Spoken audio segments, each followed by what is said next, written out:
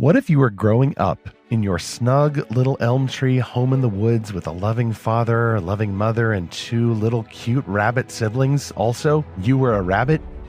What if then your home was invaded by wolves and you ended up on the run? Then you joined the rabbit resistance, sworn to honor and protect others till the Green Ember rises or the end of the world. We will explore this talking animals universe with popular author S.D. Smith, creator of the Green Ember fantasy franchise about tiny creatures who find big adventures. Welcome again to Fantastical Truth, the podcast from Lorehaven, where we explore fantastical stories for God's glory and apply the meanings of these stories to the real world that our author, Jesus Christ, has called us to serve. I'm E. Stephen Burnett, the publisher of Lorehaven.com, also the co-author of a nonfiction book about fiction called The Pop Culture Parent. And I'm Zackary Russell, and a rabbit resistance sounds like just the thing for wolves, or in Texas, we are having a problem with coyotes right now and possibly chupacabras. And this is episode 97, What If Rabbits with Swords Fought for Hope in a Mended Wood? We'll be looking at the novel The Green Ember with its author S.D. Smith today. I just finished listening to The Green Ember, which is the first novel of many authored by S.D. Smith, and obviously I enjoyed it so much that even since our interview with him, I decided to show up in the recording studio today with my best evil wolf voice. This strain, this unnatural strain you're detecting in my pitch here has nothing to do with the fact that I finally came down with it, but I just decided that I would dry out my voice today to better impersonate the sound of an evil canine creature attacking little rabbits and sending them scurrying into the woods in hope of joining the resistance. That's perfect, because we were just talking in the guild about the wolves in Narnia and how they sort of changed that from the book to the movie. The wolf was Fenris and then Mogrim in the movie. No, it actually has been Mogrim. It became in one edition of The Lion, the Witch, and the Wardrobe, Fenris Ulf, based on Fenrir, the Norse wolf. Last That's scene, right. I think, getting defeated by Hulk in Thor Ragnarok. That was the giant wolf. And then I think ultimately got changed back to Mogrim, and that was the name used in both the BBC drama in 1990 and the 2005 Walden film. Yeah, Mogrim sounds like a wolf's name. Now, what are the wolves in the Green Ember named? Do they have names? The names escape me right now, but one has a red eye and is genuinely chilling, especially in the audiobook presentation. The narrator of the audiobook does a fantastic job bringing these voices to life and taking it all as earnestly and seriously as it needs to be. I loved the audiobook version. I'm looking forward to reading the books as well as listening to them. Zach, some of what we talked about in the interview was just how much I felt connected to that older method of storytelling, kind of that more classic feel, talking animals in the woods, little creatures with big ideas. Like some people might get a little nervous about that, why you may even feel a little squirrely and like, oh, that sounds like kid stories. Well, as I say to Sam in our discussion, I'm now 38 years old. I don't have small children in the house. It's been decades since I played with stuffed animals, making up stories for them. And then even apart from the Chronicles of Narnia kind of feel that the Green Ember universe has, I really enjoyed this story. And so I'm especially looking forward to this discussion we'll have in just a moment. Yeah, I was a big fan as a kid of American Tail and also The Rescuers. Those are both about mice. It's fun to go on an adventure through the eyes of a little talking animal. And as a kid, it kind of helps you face that danger of the world in a different way, I guess, because you're not so worried about like another kid getting eaten by the wolf or something. It's just a mouse. Okay. It can still make a big impact. The Rescuers had a scene with a whirlpool that always scared me as a kid. And I could never watch it. Like, I had to watch it between my fingers. And so I was really proud of my kids when they watched that and they weren't too scared by it. I think it sort of helps you make that jump into facing the monsters in the real world when you see these cute animals face these fantastical monsters. Say, Zach, you mentioned the Lorehaven Guild earlier. Before my voice completely gives out, I do want to mention that just this week, as this episode releases, we've started our new book quest in the Lorehaven Guild. We wrapped up the Lion, the Witch, and the Wardrobe book quest for now, as of the end of January. Now that we're into February, we are plunging into the world of Power On, a superhero YA adventure from author H.L. Burke. We've got that quest running now through the end of February. New questions posted, I think, every day. I think it ended up that book had 28 chapters, which fits perfectly with February's 28 days this year. In order to enter the guild, you have to get a super secret invite, and you get that just by subscribing free to Lorehaven, getting the updates from the website at lorehaven.com. We will then send you the welcome email, including that super secret guild invite, and you can then enter the Discord server. Check out our Sacred Scrolls faith statement shared by all leaders of the guild. Definitely heed the wisdom of the code of conduct, which applies to every hero joining the guild. And then come on in, have some virtual tea in the Great Hall, and discover the ongoing book quest for Power On from H.L. Burke. By the way, we asked some of our guild heroes about the Green Ember series and their experience with that. A few of the comments we heard was, I've listened to all but the most recent book. They are fantastic. The narration on the audiobooks is absolutely fantastic. The characters are complex and fully realized. Lots of readers like the threads of the gospel, beautifully woven throughout the story, virtues and life lessons, great emotional heft. All that in a series about rabbits, as one person said.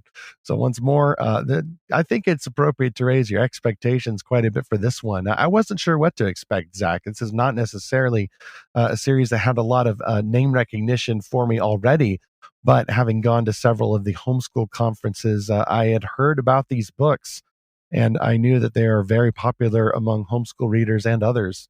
So we're going to get to that interview in just a moment. First, before we jump into the unmended wood, let us discover what's up with those killer robots in T.E. Bradford's novel Awakened, our first sponsor for this episode.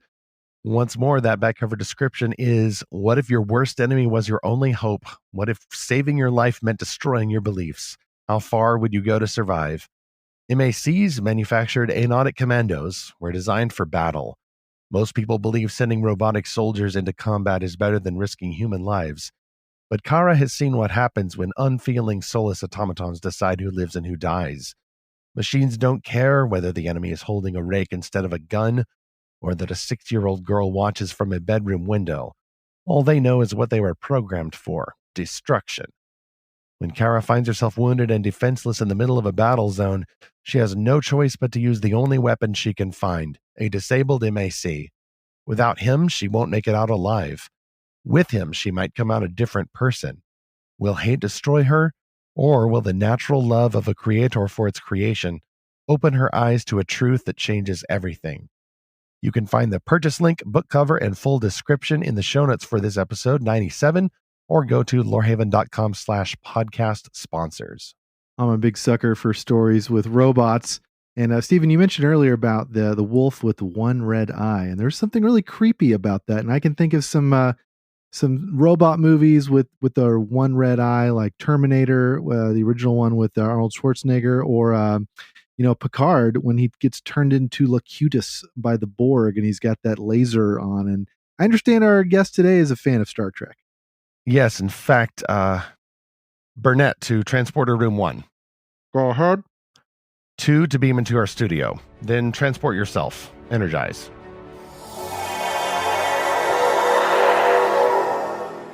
Well, the captain just said energize, and S.D. Smith has beamed onto the transporter pad. S.D. Smith is the author of the Green Ember series, a best-selling middle-grade adventure saga. The Green Ember has reached hundreds of thousands of readers and spent time as the #1 best-selling audiobook in the world on Audible. Smith's stories are captivating readers across the globe who are hungry for new stories with an old soul. Enthusiastic families can't get enough of these tales. When he's not writing adventurous tales of #rabbits with swords in his writing shed dubbed The Forge, Smith loves to speak to audiences about storytelling, imagination, and seeing yourself as a character in the story. S.D. Smith lives in West Virginia with his wife and 4 kids. Thank you so much for joining the Fantastical Truth Studios, now rechristened The Wardrobe on my end and the Spare on Zach's end. So we just did a little world building, S.D. Smith and us. It's a pleasure to be with you guys. Gosh, that's I'm so glad to be a part of this. This is like my vocation coming into play in a useful way for once. Live and in person. Glad to have you.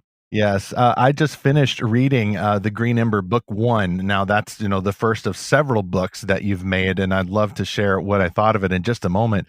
But first, let's go to chapter 1 of this interview. We always like to ask a Christian fantastical author who beams or otherwise transports into the studio, how did you discover biblical truth and fantastical stories? Subhead: when did you accept Aslan as your personal lion and savior? Oh man, that's funny. Because it's always Narnia. That's why we ask that, because almost always someone says, well, it was C.S. Lewis and I was bouncing on my father's knee at age 5.5, and it's wonderful. Yeah, it's always Narnia and never winter. It's man, I definitely, my first encounter probably was with the Narnia books, which was a really big deal to me. Mom read them to us. I was always enchanted by any kind of stories that had that were transcendent, or even just space stories, anything like that. I always liked speculative fiction in general, and like Star Trek and Star Wars, and I was captured by that. But we lived in the deep in a holler in West Virginia, and we lived in the basement of a log cabin that my dad was building. And I can remember just being in that cabin, or in that basement, which was kind of a little bit dank, a little dark, maybe very dank, maybe very dark. And we were not millionaires, I'll put it that way. And I can remember just in that sort of dark place, like closing my eyes and listening to Mom read those stories and seeing it all, and just seeing it so clearly. And that didn't turn me. I wasn't like a reader after that. I was very late to the reading game. I started reading probably when I was a teenager, and we were way out of the holler by then. We were missionaries in South Africa, and kind of been a few places by the time I turned into a reader. But that just like stuck with me big time. So that was probably the big. And I didn't know how to sort of process it at the time, but I can remember feeling and just having that experience of seeing all those things in my mind so clearly, and having a feeling of wonder and awe. So definitely that was when I accepted Aslan, personal line. Now tell our listeners, and actually honestly tell me, what is a holler? Because that's the second time I've heard what a holler is. Oh wow. I guess I don't know what that is. Yeah. Intriguing. You're very Texan. You're too educated. Do a little world building here for us. So a holler is just a way to say the word hollow, and the hollow is the space between two mountains. So you live up a holler. It's so just kind of like a valley sort of thing. But that's I grew up. My dad said that we lived so far back in the woods that no one lived behind us. And that was also kind of a fantasy thing for me, because I was like, whoa, that's cool. Like, is that true? Because when you're a kid, you're very dumb. I mean, was it like totally off the grid and everything? Like you had it wasn't well water, that kind of thing? No, well, we did have well water, yeah, but it was no, actually we didn't have well water. We did at one point maybe, but I think we did get water out there. But no, it wasn't too far out. But but even our county, like being just regular in our county, was not. It wasn't New York City. I'll put it that way. It was a very small little Wayne County, West Virginia. Buffalo Creek is where we lived, and so it wasn't like super crazy pioneer days. My dad worked at a nickel plant, and we went to school and a town and all that kind of stuff. It wasn't Little House on the Prairie or anything, but you grew up with a love for the woods and nature, I assume. Totally, and honestly, that is where the world building began for me. Is that I did that I didn't know what I was doing, but it was out in the woods, and I was peeling off bark and making like spaceships out of bark, and like building a fleet and telling stories of myself about like what's the captain of this one and what's the mission. And so I was always playing, always inventing, always with my brothers and sisters.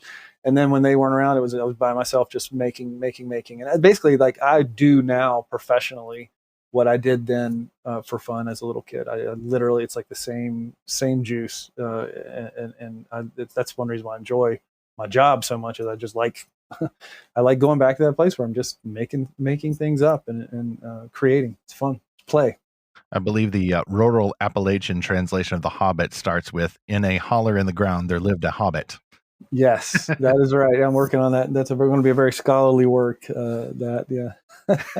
So apart from Narnia, and I'm curious what other stories you grew up reading, and or did you hear any special echoes of the gospel in these stories? By the way, I love how you mentioned that you were listening to the Chronicles of Narnia being read out loud, and you could just see these fantastical events and characters. And it made me think that although scripture says that faith comes by hearing and hearing by the word of God, occasionally you get kind of a little interim stage in there. Sometimes you can hear the word of God by means of not just the Holy Spirit's supernatural activity, but the Holy Spirit working through fictional stories to instill these sights in you. The sight of a grand lion, the sight of this omnipotent being who is both wild and yet also good and loving. Like, any other stories besides Narnia that God used to get that truth through to your heart? Probably not from when I was really little. I mean, the stories I can remember meaning a lot to me as a young person were Lassie, Boxcar Children, and my mom read us Brother Andrew, which was, I don't know if you've read that book about a Bible smuggler into the behind the Iron Curtain. I love that. That really informed my imagination a lot. Scripture for sure was definitely a big part of our life there when I was really little. But I don't know. I don't think so. I think that probably my next big encounter, and this will surprise people, but was with J.R.R. Tolkien when I was a teenager. But it wasn't so much just like I saw it as a like, oh, now I have learned a biblical thing or anything like that. It was more of I in Tolkien I was able to see and love the things that were in harmony with reality that Tolkien was writing about. So I loved. It was more about my affections than my intellect. I think I felt like it was harmonized with truth, with reality in ways that maybe nothing else I'd ever read did. But I think I was just that it was like the fresh sort of breeze of reality came through in those books, and it was really about like, oh, I read the same things in the Bible about a king serving, or about the beauty of sort of difference, and even like hierarchy that's like beyond kind of what we can imagine, but small characters engaging in a big world that has beauty and wonder and honor and these different sort of in gods and this level of sort of magic and all this kind of stuff. And I was like, you're encountering that. And it was so real. And it was like, I'm seeing the same things in the Bible, and I think it just turned a switch for me of just loving. I guess it moved my heart, I think, a little bit from like duty to delight, like in the direction on the scale of duty and delight. It kind of turned that up. And, Chesterton talks about, that the fairy tales, in the fairy tales, the rivers run with wine so that we can see in our world they run with water, or that the trees have golden or silver apples so that in our real world we can see that they're green and red. And it's no less amazing that it's water, that we already live in a fantasy world. And I think that that everything that has helped me see the beauty of creation, that God has made this incredible fantasy world. I think the best fantasy stories, speculative stories, whatever, have helped me to have eyes to see that, and maybe a heart to love what God has done. And that includes the gospel, but it's not limited to the gospel.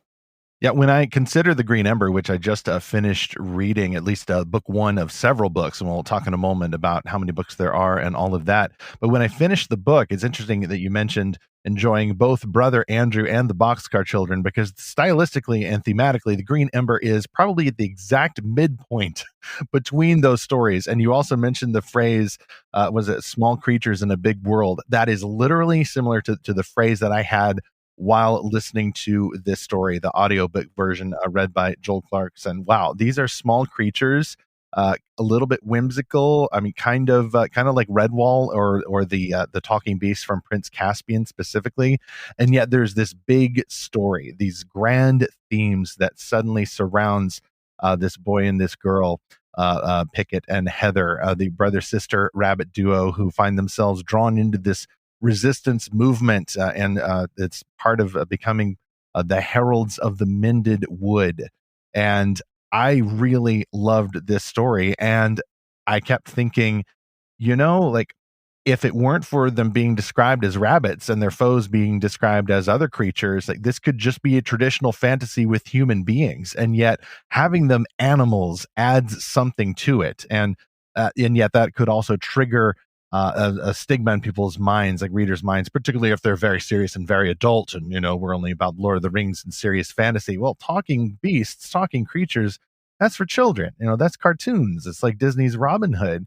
I'm curious, before we get to that, moving into chapter 2 of our discussion here, just what images and truths led you to create the Green Ember world where these small creatures go on a big epic adventure? I'd like to say I was a real genius, like a real marketing genius, but the truth is I didn't even know what a middle grade book was. I was so out of tune from the market. The stories were really organic. The reason they're rabbits, a lot of people are like, are you like a rabbit guy? Do you keep rabbits or whatever? Do you train rabbits to fight and all that kind of stuff? But the truth is I was on the porch with my daughter and she was a toddler and I like to tell her stories. And there were rabbits hopping around in the yard. And I just started telling her a story about an older sister rabbit and her younger brother. And so it started out really, really simple, so I didn't have a grand plan. Backtracking and looking back at it, I do think that it's a hospitable way to tell stories to kids. To I think kids can access.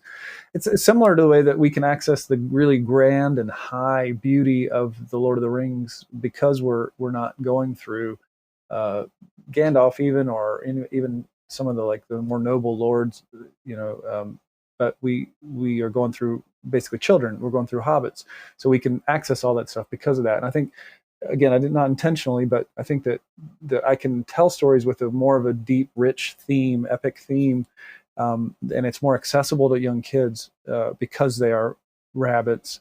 And yeah, I think that initially when we first were publishing it, my brother-in-law Andrew and I, we were thinking about releasing it. I kind of had this pang of discovery, like, oh my goodness, no one's going to read this, and I thought this is way, way, way too serious for like little kids. Like this is like epic, deep kind of stuff. There's like it's heavy in some ways. It's like it's got some weight to it. And so little kids are not going to read this. And I'm like, but no older kids are going to read this because it's got rabbits. So there's we've written the perfect book that no one will ever read. I really had that kind of moment where I thought, and we've kind of surprisingly sort of the opposites happened. We've quite a wide range of people enjoy that. But I think part of that is because of what you're talking about. There's this sort of action and there's the rabbits with swords. There's like a fun element to it. It's like, it's the stuff that I like. I love Robin Hood. And I loved the fox. We called it Fox Robin Hood in our family. But yeah, so you've got all that. But then underneath it, there is this sort of new stories with an old soul. It has some of the pacing maybe of a modern story, but it's got that depth of a lot of old fashioned. It feels not classical as in sort of its literary merit, but just sort of the heart, the moral imagination, the virtue. It's got kind of a depth to it. So I think that's why parents and kids enjoy it together so often. And it's a family read aloud that's accessible for a lot of different people, surprisingly to me. And that wasn't because I'm like genius or clever. And it's like, I had no idea. And in fact, probably if I was reading the marketing material of like what's hot and what's not, I don't think that I would have come up with what I did, because I think it was very out of fashion. But for some reason it kind of clicked with some readers. We'll step back for a moment from the wood that needs to be mended and explore sponsor 2 for this episode, a new sponsor this time, which is author Johanna Frank with her fantasy novel, The Gatekeeper's Descendants, just released last fall. Here is the back cover description. Beautiful, twisted, lively. Once upon a time, there was a curse. Hesitant to enter the kingdom, spirited and stubborn Pipera grudgingly accepts a task to save a fledgling earth-dwelling boy, Matthew, from sabotaging his own future. Challenged with the pull of an obsessive emotion from her past life, she's unequipped to handle the mission, let alone discern the perplexing interference from a rebel, an unearthly soul who takes great interest in both she and the boy and who relentlessly seeks to capture their affection. As Matthew's world spins throughout the cosmos, his mother's world churns at his bedside while she awaits an unknowing outcome. Who overcomes? Who ends up cursed forever? That's the book cover description for Johanna Frank's The Gatekeeper's Descendants. You can find that description plus the amazing looking cover and any links in our show notes for this episode 97, or by going to lorehaven.com/podcast sponsors. Well, I love that you followed this story that you knew was a winner with your kid, and you're like, hey, I'll bet a lot of other kids would like this story. and you just kind of kept pulling on that thread to find a lot of other kids that were readers of this. Now you mentioned Brother Andrew, and I want to go back to that. I read the Brother Andrew story to my kids a number of years ago when they were both, I guess they were preteens when I read it to them. I read it's the version of Brother Andrew that's the Christian Heroes Then and Now series. So I don't think I don't know if it's actually called Brother Andrew, but it's like the for kids version. But I think about that story. It's not really a kid's story. I mean, he goes to he's squaring off with Nazis when they invade his hometown. He goes to war in the Philippines, I believe, and then he's a missionary behind the Iron Curtain, like in these just extremely persecuted areas of the Soviet Union. So these are very dangerous endeavors that he goes on, and yet that story was crafted in a way that my kids could hear it and read it and make sense of it and relate to them. And so I'm kind of curious, what are the connections between your story and Andrew's story, being that there's high danger and high stakes, but yet it's something a kid can understand. I've never thought anything about that, but that is so true. And I do. This is particularly poignant for me now. And I just realized the name of the book is God's Smuggler. Yes, but Brother Andrew's the dude. Mm-hmm. But yeah, and I don't know. I don't know about the intentionality or how the shaping or how this formed, but I do have a very strong view. Two things. I don't like just edginess or like darkness or foulness for the sake of it. I think can sometimes be a fascination with sort of like darkness or evil or the occult or that kind of thing. I just think that's like a really dumb thing to be fascinated by and dangerous and just not cool. And I don't like, oh, this has like a bunch. I'm not like a content hawk, like looking at these are all the transgressive things, and don't want to necessarily like live my life like just flagging everything in the world. But I also think it's just dumb to like indulge in the sewer. And I think that too much of that is happening. On the other hand, I love dangerous stories, and I think that like the whole sort of safe for the whole family, like this is really safe, and that's why we're doing it because it's safe. I think that is profoundly dangerous for Christians. I think so many Christians are involved with that. Like I want the stories that my kids read to I just want to pat them on the head, tell them everything's going to be all right, nothing will ever happen to you. Of course, there's no such thing as monsters. That's a lie. That's not true. Doesn't help kids. So I like stories. My newest book, actually, it's the 10th Green Ember book that'll come out soon, is very like there's battles. It's like serious, like it's high stakes, very really high stakes and dangerous. Now it's not gratuitous, it's not foul, it's tasteful, I think, but it's like the stakes are high. People die, characters die. And bad guys, get chopped, and and I'm not gonna like spend a lot of time like being like all blood and guts and stuff. That's not really my thing. But the stakes are high, and it's scary, and I like that. I think that's a gift to kids. So I have my favorite stories, even for kids, like take kids very seriously, like. And that's my heart. I love my kids, and I want to give them a gift. I want them to experience these vicariously. I want them to experience these death scenes, these difficult times, these options where you have to stay loyal to the cause or die. And like I want them to, because that is real. And I believe in monsters. Like whatever. When my kids ask me about, and maybe this is bad parenting, I think it's good parenting, but when my kids ask me like about a monster they hear about or something like, Daddy, is the chupacabra or something, is that real? And I'm like, I don't know. I don't think so, but maybe. But here's the thing, there's worse things that are real. Mm-hmm. Like the real enemy is worse than whatever, like the worst kind of dragon or thing. The dragon's kind of real in my view. And St. George is kind of like pretty close to the mark, in my opinion. So I just like, I don't like to sort of like lie to my kids. I don't like to lie to them about reality. And I think that the truth is there really are monsters, really are enemies. The dragon's real in a sense. Like that's more true. Like St. George and the Dragon is a truer story, I think, in a lot of ways. You can talk about what true means, whether facts or something that happened or if it's faithful to reality. I think it's faithful to a reality in a way that some of sort of like supernatural denying, nothing's going to touch you, nothing's ever going to hurt, kind of stories. I think it's much more faithful than that. So it is funny that maybe there is some kind of thread there with that. And the common theme certainly, I think, is like respecting kids enough to tell them the truth about how dangerous the world is and give them stories that help equip them to have hope and to keep faith amid the sort of the chaos and difficulty that they will absolutely and probably already have faced in their life.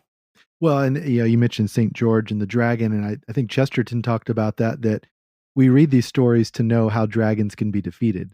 Yes. And so I absolutely love that you have to prepare children that there really are monsters in this world, but you know what? They can be overcome.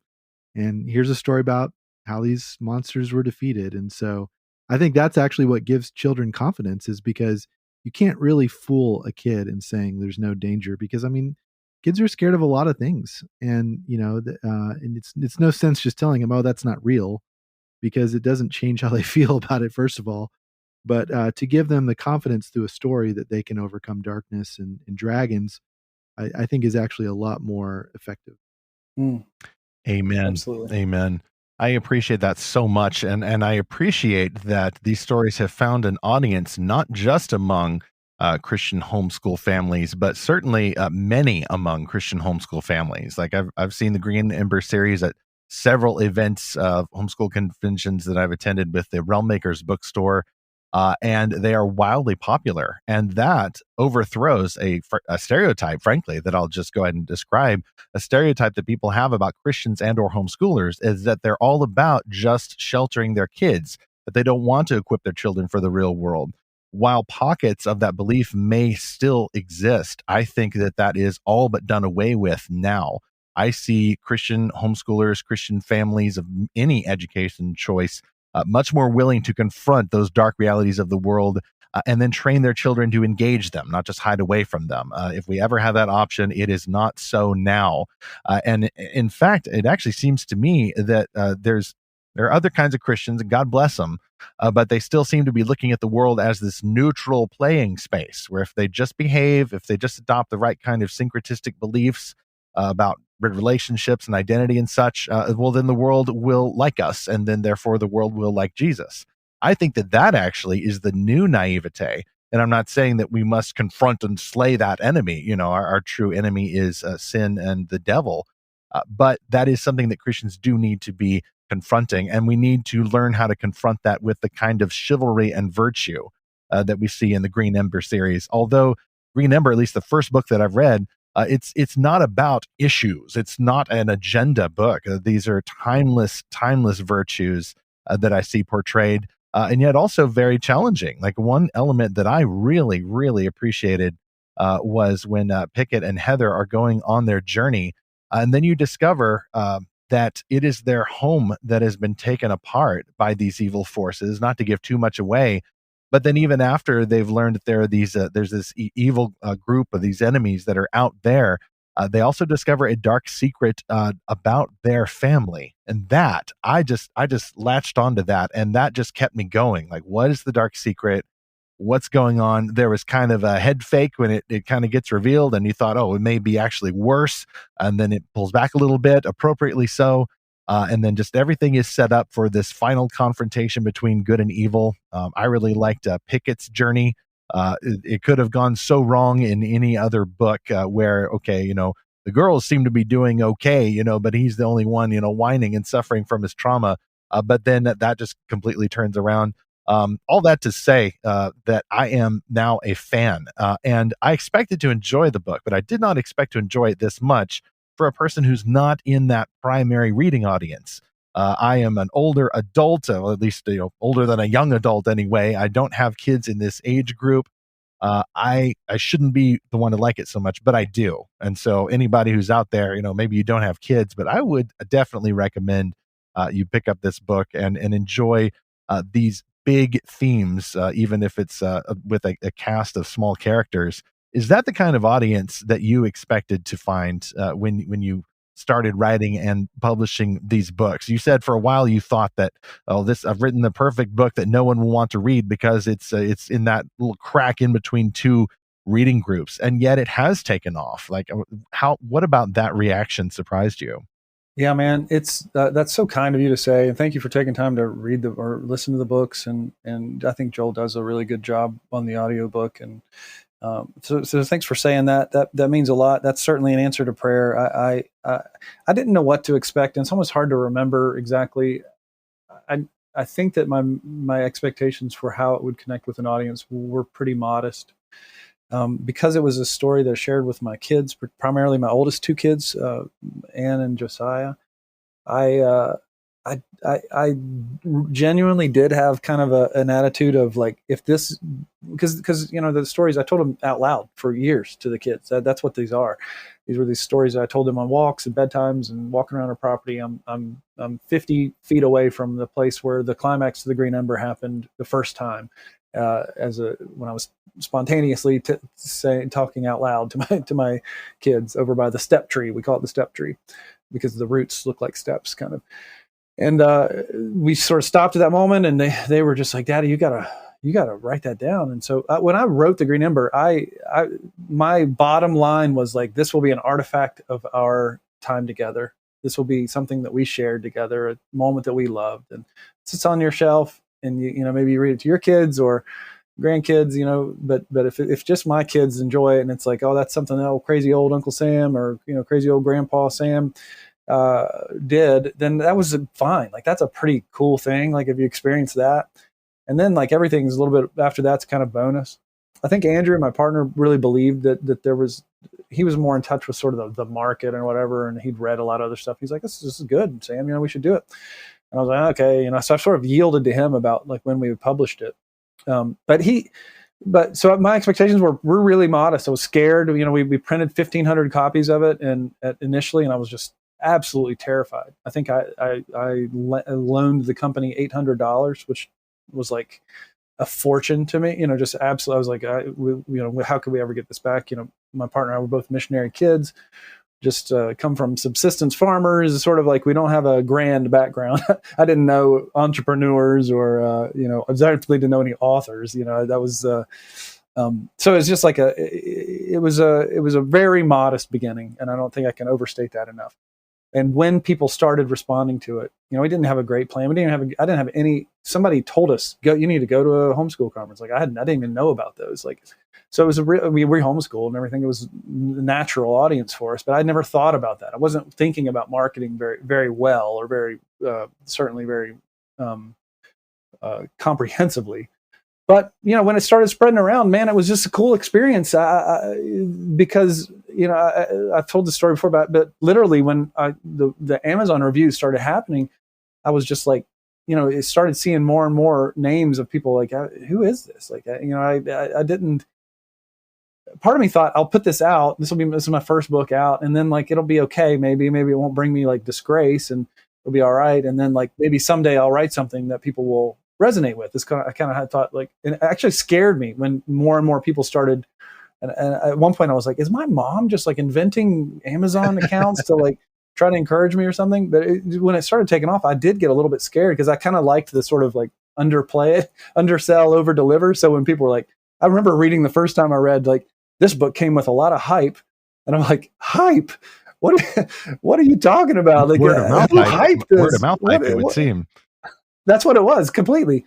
Yeah, because our sales force is like a bunch of moms, a bunch of like who are the best, a bunch of homeschool moms and other kind of moms, and that just spread it around to their friends and stuff. So, but yeah, that scared me to death. I was like, hyped? What? I don't want this to be hyped. That's not the situation. Like, I want people to expect nothing, and then like, oh, that was kind of good. Like, that's what I wanted to happen. So then I was reading like, oh, people came with all this expectation. Like, where are they getting that from? So it really did surprise me. But the cool thing is, I think the heart of the whole story was this was a gift to my kids, and a gift to these specific kids. And I think there's a lesson there in specificity, writing to serve somebody. Yes. I tend to think that like love and service is better than fame and self-expression. That we tend to think of art as like this exercise in self-expression, but I think self-expression is not the beginning of art. It's not the end of art. It's barely the beginning.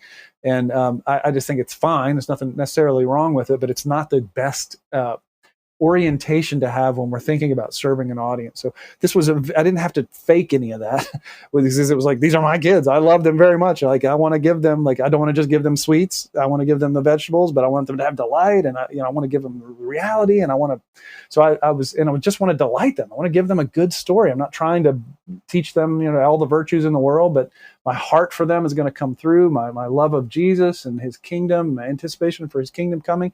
I'm not trying to teach a lesson about that, but that's who I am. And so that's going to come through. And so I poured that into the books, really, and with pretty modest expectations. So when it started going around, and really we had this amazing reaction that's like still going on, just in this unbelievable way. I just feel like we've used the metaphor of, like, it feels like we're just having someone over for dinner, and like, they like grandma's recipe too. We're like, oh, I thought that was kind of like our thing. So you enjoy it. That's really nice. Like, we have that in common. Like, I thank you for coming over. It feels like an exercise in hospitality, an exercise in generosity. That's how I want my heart to be oriented towards. And it's been such a cool thing that I haven't had to, like, I don't have a sophisticated persona that's like, this is my author life, and now and not that that's bad or anything, but here's what I'm doing. I'm trying to, like, make this market, and these people like this kind of thing. It's never been like that. It's been like, hey, here's a bunch of kids. I love them. Here's, like, the best story I'd come up with. Like, do you like it? Here, I'd like to give it to you. I love you. What can I do to serve you? Like, I feel it's like a very it doesn't feel grand. It feels like it feels grand in the sense of, like, what a privilege to be a part of it.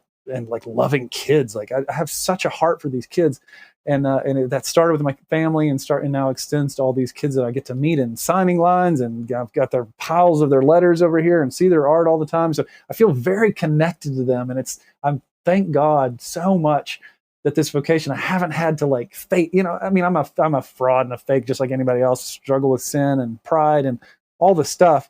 But I love that I get to wake up every day and go to a job where there's not a lot of pretense involved, where it's very simple. Like, I try to keep it very simple. Like, hey, there's some kids. You love them. Like, you love telling stories. Like, share, these two things meet together. And it's a very honest, very organic kind of a way.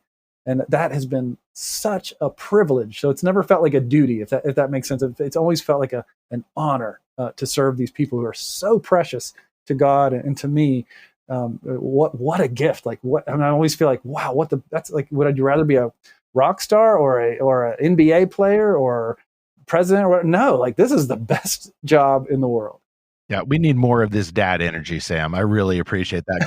Christian fantasy fandom and the publishers, the few of them that are still left, need this kind of energy, need this excitement driven by delight, and not as a desire to use books as a teaching tool. Like, usually those kinds of books end up rather dull. Their edges are not very sharp, and yet every book is itself a means of discipleship. And so you've been given a grand opportunity to help play a role in the discipleship of the kids and the other readers of these books. And I thank God for that. You mentioned earlier, you didn't set out to make the book as just something to teach virtues. The phrase that came to mind then was, the book itself is a virtue. And in fact, one of my favorite elements of Green Ember, the book one, is that storytelling and art actually are part of the story. So it's kind of a meta experience there, as our heroes are discovering the paintings and the stories that this rabbit world is creating, looking forward to that future restoration, the mended wood. The story itself is teaching about art, even as it's teaching the sight and the sensations, the emotions that accompany that longing for a restored paradise. That's what we need Christian-made stories to do, and I'm very glad that Green Ember is doing that. I'll be continuing the series, by the way, just independently, not just for preparation for an interview, but I'm interested to see where the story goes next. And I guess that could lead us to chapter 3, where the story has gone next. You said that you are nearing completion of book 10 of the Green Ember series? Yes, it's all downhill from here, Stephen. That's the good one. You read the good one, and it's all downhill. Okay, there we go. You sold out. You got some ghostwriters. Like, it's No, man, it's so funny because that book, I think it gets better. I think I get better as a writer. That book is like, maybe you guys have had this experience, because I know you're both writers, and it's just like, I cannot believe that book ever happened. I had the worst health crisis of my life. Really, really challenged in my life. I'll be honest, my mental health wasn't great at the time. I was just really struggling in lots of ways. My dad was diagnosed with pancreatic cancer during that time. I was working 2 jobs, exhausted, young kids, so much going on, coaching soccer, involved in my church, just very, very tired, and it's really, really struggling, and had some of the worst. I was facing the prospect of my father. I thought he was dying. He's actually still with us, which is amazing.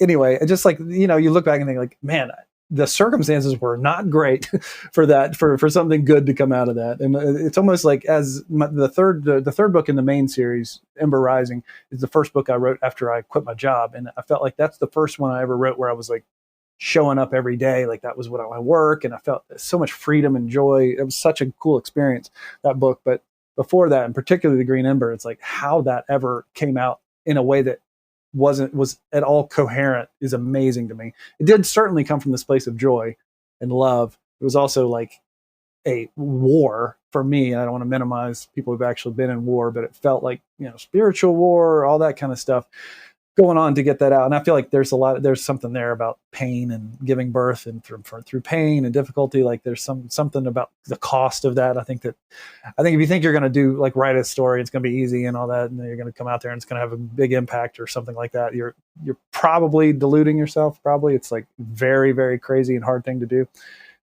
But yeah, I went on to write more books. There's 4 in the main series, and the Green Ember, Ember Falls, Ember Rising, and then Ember's End. And then there are two sort of like smaller trilogies. The one is a backstory, The Tales of Old Natalia, which is taken from the prologue to the Green Ember, the story of the Black Star of Kingston. There's kind of like where the oath comes from that a lot of people resonate with. That they say to each other, "My place beside you, my blood for yours, till the Green Ember rises, or the end of the world." Like the characters say that to each other in the Green Ember, but there's a place where that came from, and I went back and wrote that story. It's like kind of like it would be like almost like an Old Testament story if the Pickett and Heather stories were the New Testament kind of a thing, and it's that good too. It's like the Bible. That's what I'm saying. But no, but it's so I went and told that story, and actually the 10th book is the third of that little trilogy. And then there's also a side story, like sort of like minor characters from the main series, some of their buddies and stuff. They go on like sort of side adventures during it, so they're kind of focused on this one particular guy named Joe Shanks, who's an archer. So those are called the Green Ember Archer series, and it's kind of a little offshoot that kind of go along. And there's a publication order that you can follow if you want. I cannot remember what the question is, but I did keep writing like a lunatic, and I'm still going. Well, my next question is then, can you reveal the title, and do you have a release date yet for that next book? Ooh, I wish I did have the release date. Maybe a release frame. Yes, spring of 2022, and the name of it is Prince Lander and the Dragon War. It's the Tales of Old Natalia 3. It's the Green Ember 10. It's but Prince Lander and the Dragon War is what it's called, and I am very excited to share it. It should be out in the spring. I'm thinking March or April time frame. Probably April for sure. But at our website, you should be able to order it as of what is today? February 10th. I'm going to go out on a limb, and I'm pretty sure that's when we'll have pre-orders available. So yeah, that's when we'll be able to see the cover and all that. Okay. Kind of stuff. Well, what a happy providential coincidence that this episode will very likely release before February 10th. So where can fans go to get updates about that, to pre-order the book, and to connect with you on the interwebs? I'm just sdsmith.com. So I'm Samuel Smith, but I use my initials when I write, mostly just to make it easy for people to find me. And plus a lot of the writers I like do that too, but there's kind of a lot of Sam Smiths out there, a lot of writers who are Samuel Smith. So just sdsmith.com is an easy place to find me.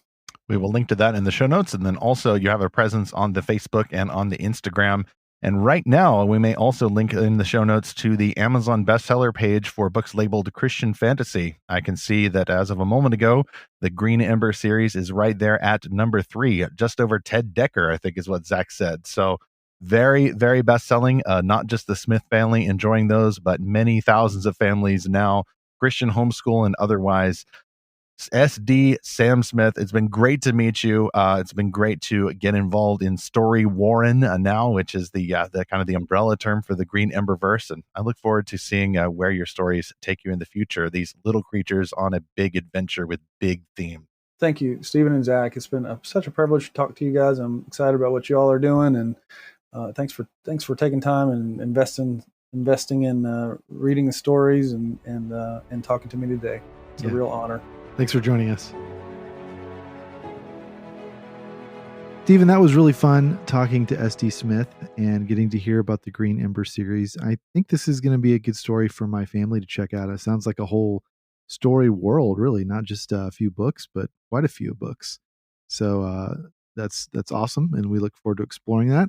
Let's go to our comm station and look at a message we got recently. Now, this was not an email or a guild message. This was on Speculative Faith, the subdomain of Lorehaven, the OG Lorehaven, some might say.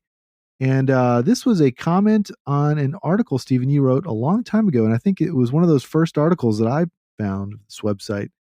It was it's the article "Christians Colonized the Cosmos." And we got a message from Blake here, and I want to read this. And I really appreciate the vulnerability and the honesty of this comment from Blake. He says, quote, "Hello, I've been wondering how this would work for a long time and could never find any articles explaining how this would work. It's worried me a lot lately, and I wonder if us settling Mars or the moon disproves the Bible and discredits it." End quote. You know, that is such a sincere question. I started thinking about this in depth around 2018. This was in February, right after Elon Musk sent his Tesla Roadster on the Falcon Heavy rocket. And it's that iconic image of this car driving through space with a little astronaut in the driver's seat, and the "Don't Panic" sign on the dashboard, I guess from Hitchhiker's Guide to the Galaxy. And it really got me thinking, you know, there's something, I wrote a little blog about this, I can link to it or whatever, but the gist of it is there's something very different about this image of a man flying around the solar system than just a robot or like a satellite or something. It really sends this message that human beings are going to be in space for the long haul. And that is exactly what the mission of SpaceX is. It's to make humanity multiplanetary. Now, there's obviously some unbiblical assumptions built within that we need to have a offsite backup for humanity because Earth is going to get, destroyed by the sun, and that's where we have to live after that, or we're going to have to go to other solar systems or whatever. And that's not the story we read in the Bible. But what I think Blake is asking here, Stephen, is, well, I mean, he just came out and said it. If we go to Mars, does that disprove the Bible? And that was kind of what I started thinking about a few years back. And it was, I think it comes down to this question about the second coming. It says that every eye will see him when Jesus returns. So if there are people living on Mars, how is that going to be possible? So then you have to kind of wonder, okay, is that literal? Like every single eye will see him? Or is it just saying like everyone is going to see him? And it's okay that there's people living on Mars. But I think there's a simpler answer to this, which is that human beings are already in space and we've already been to the moon. If Jesus can't come back once people go out into space, well, then he couldn't have come back in 1968 or 69, whenever man set foot on the moon. And, there's people in the International Space Station now. It's not like Jesus missed his chance to come back. I'm not really sure what that would mean if he comes back while there are people in space or on Mars or maybe other star systems. But I think this would be a really fun topic to explore in an episode, Stephen. We've kind of danced around this. We both written some articles about it, but I think this would be a great discussion. If this is something you've thought about, listener, send us your thoughts, and we'd love to even incorporate that in the episode, or come into the Guild and let's talk about it there. Although right now our main topic of discussion is Power On by H.L. Burke. So come on to the Guild to discuss that book. Email us at podcast@lorehaven.com. And of course, you can join that guild exclusively by subscribing free to Lorehaven, lorehaven.com/subscribe, or find the pop-up box there. We will welcome you into the assembly and send you that super secret invite link for the exclusive community on Discord. You can, of course, also find Lorehaven by searching for Lorehaven on Facebook, Instagram, or Twitter. Next on Fantastical Truth, well, we're fixing to bust a big myth among some Christians who are eager to engage stories in the real world. And that mythology goes something like this. Long ago, Christians and publishing companies lived together in harmony. Then everything changed when evangelicals got fearful and or legalistic, so they chose to leave the big publishers and start their own Christian publishers. Only the coming avatar of Christian creativity, master of all fantastical fiction elements, can save the world. Because, of course, this isn't just a Christian author, he's just an author who happens to be a Christian. We've heard some of these lines before, and that's what we're going to explore with our next guest from the Novel Marketing Podcast, actually, Thomas Umstead Jr.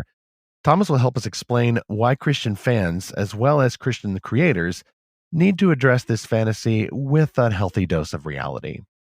Meanwhile, maybe you feel threatened by wolves driven from your home and forced to join the rabbit resistance. But just remember, we have art, we have honor, we have loyalty, and many other virtues, including the hope for a mended wood, as we continue to seek and find Christ's fantastical truth.